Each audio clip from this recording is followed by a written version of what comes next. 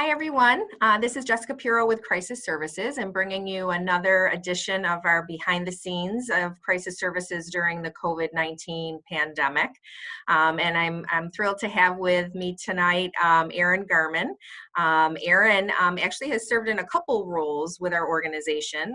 He currently is an intern with our mobile transitional support program, but also is a former employee of our crisis counseling program, which is our 24-hour hotline. So Aaron, I want to thank you for taking some time with me today. I appreciate that and sharing your voice of what it's like to be here during this time. So can you just share a little bit about the Mobile Transitional Support Program, which we refer to as MTS here, and how that's been, the program services, but also as an intern, all that you've had to adapt to during this time? Sure. Thanks for having me, Jessica. I would say that the MTS program, the Mobile Transition Support Program, is a hospital diversion program. It serves as a bridge point for our clients, for individuals who are transitioning out of inpatient psychiatric care. And really, MTS, it serves as that bridge into the community, that relinkage, if you will, for individuals who really are looking to just reconnect, into their lives as they are used to, maybe with some adaptations made along the way. In terms of, my role as the intern, I'm one of two interns, and it's been a very exciting time, COVID-19 aside. Just interesting in that, the clients that you meet with, the work that we do, and kind of providing that clinical support to our clients and working with them to find a sense of recovery. The adaptations that MTS has made, I think it's been really a shift, a large shift to a virtual platform. And the virtual platform is largely through this method: Zoom, meeting with people, telephone contacts where possible. But the services are still pretty much the same, trying to engage people, trying to really find out how can we help them gain a sense of restoration, if you will, and kind of bringing things back to that homeostasis, bringing things back home, to whatever that sense of normalcy is for them, while at the same time allowing them to relink, or I guess in essence, link with community services providers, to extend the continuity of care for themselves. How have the clients been adapting? We're adapting into how we can provide the service, but how have you seen your clients kind of respond to this more virtual way of providing your clinical services? That's a great question. I think that the response, it varies from person to person. We have some clients who are fairly tech savvy and, don't mind, hopping in on a Zoom call. But then we have others who, technology can be a challenge, and we want to make sure that we're meeting those needs as well. And so as opposed to leaning in more heavily on a Zoom meeting, maybe perhaps facilitating a telephone call for those individuals where possible, relying on, if we have access to it, email. That's another way that we're trying to get information out to our clients. Really more for the purposes of just continuing that support. Absolutely. I think it's, there's a lot of learning that we're all doing as we've gone to this virtual platform, but also knowing, what people have access to, what they're comfortable with, without adding additional stress on what could be a stressful situation for people as they're coming out of inpatient and kind of settling back into the community. So, having those different options as best as we can right now, with safety involved for everybody, I think is the creativity amongst the team as a whole has been amazing to keep people engaged. So I'm glad to hear that people are being responsive to that and engaging and keeping that engagement with the services. Is there anything, for you as you're, this is a lot as an internship too, right? So you're you work full time, and then you're doing an internship here at Crisis Services, and then you have this pandemic hit, and then you're like, okay, I got to get my hours in, and I have to, was there anything there that was stressful for you as trying to settle into a change in your internship right now? How has that been for you? Sure. Yeah, I think I'd be lying if I said that there wasn't an element of stress there when things first broke out. Yeah, absolutely. Oh my Yeah. goodness. Yeah, it has been an adaptation in the sense that, when things really first hit and people were trying to figure things out, really just kind of where to start.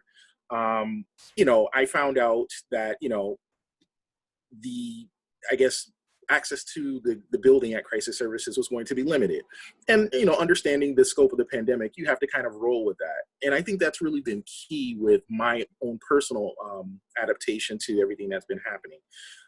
Maintaining a sense of patience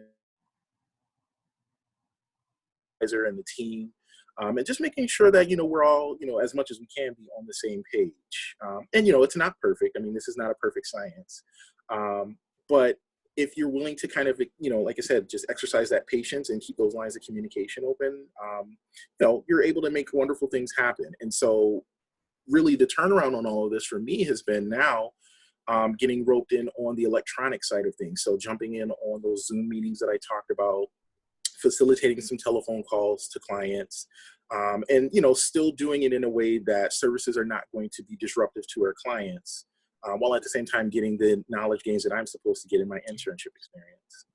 Yeah, yeah, a lot to adjust to and kind of respond to. Not only the needs of the clients you're here to serve as part of your internship, but making sure you're getting what you need to get and the intent behind your internship here too, as we've adapted as well. So I'm glad that that's settled in for you and seems to be doing well for you. I'm grateful for that because I know there was a lot of moments where like, how's this going to work for schools and internships? And so I'm glad we've been able to settle in to be able to allow that to be successful for you, as well as the clients that you're serving as part of the program. Um, so I know, you were a former staff with us years ago in our crisis counseling program. So you kind of have a couple different lenses that you're looking through about the work of crisis services and our mission. So how has that experience from before kind of played into your work now through the mobile transitional support program? Or well, so I think that with MTS, our one of our primary calls to action is, really trying to engage clients and get them to engage the agency by way of the crisis counseling program. Having the experience in the hotline, it's really important when I'm meeting with a client, when we start talking about the services that the CCP offers, I can provide that really personal lens and say, hey, I know you're calling in and you're wondering, yeah, this person on the other end, they really don't care what I have to say. It's an opportunity for me to kind of really check them and say, well, listen, I had an opportunity to work in that role and serve in that capacity. And, I'll tell you, there are the most caring and compassionate people on the other end of that phone. And you just have to, be open to giving yourself the opportunity to allow them to help you. And, yeah, it may be a little awkward at first. But if you're just calling in and you're looking for someone to kind of connect with, give it a shot. Give CCP a call and, talk with somebody. We're there to support you. We're there to provide, again, that connection to the community.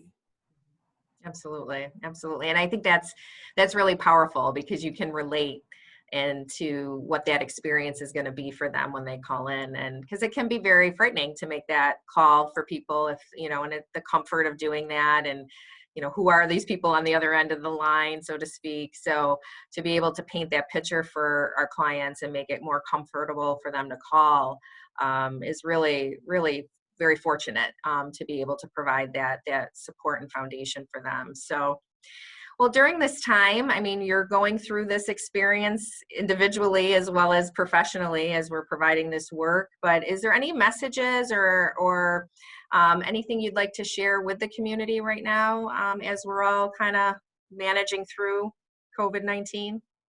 Yeah. I guess, my message is really, it's pretty straightforward. We'll get through this together. We'll get through this one moment at a time.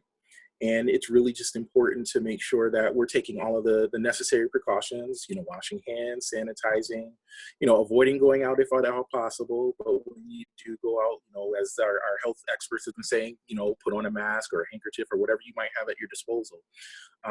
Again, if you're connected with services, if you're working with someone, whether it be a counselor, a therapist, a case manager, whatever the case might be, lean into them, rely on them for support. And, if all else fails, crisis services is here. Right. Right. And that's a great way to end that message, because I think one of the things that I've been very proud of all of you, in servicing this mission, is that we are here.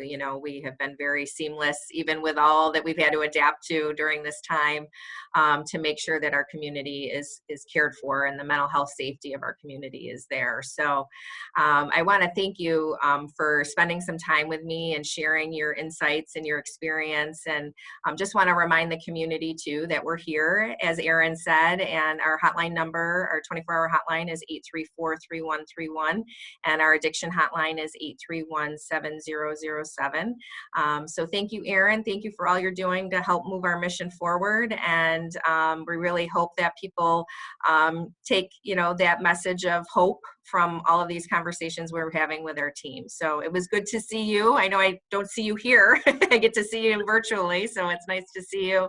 And I hope you're well, and take care. Thank you. You take care too.